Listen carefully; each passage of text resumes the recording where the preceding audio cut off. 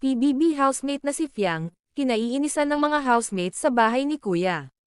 Alamin natin kung bakit. Si Fiang o si Sophia Smith, ay kilalang personal ngayon sa social media, dahil kinagigiliwan ito ng mga manunood, dahil sa kagandahan at pagiging totoo nito sa sarili.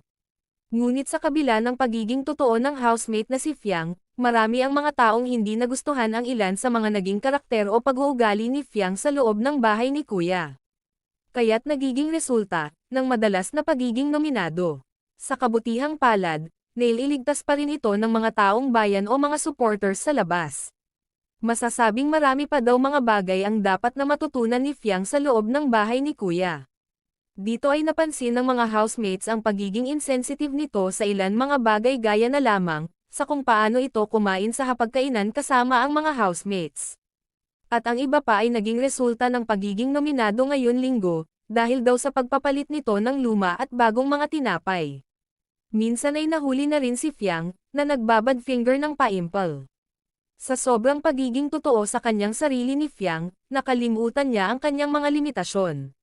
Sa kabila ng lahat ng marami pa rin mga taga-suporta ang ipinagtatanggol si Fiang sa maraming netizen.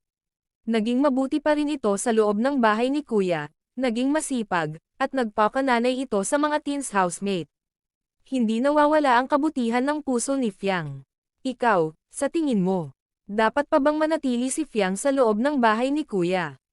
Just share your thoughts in the comment section below.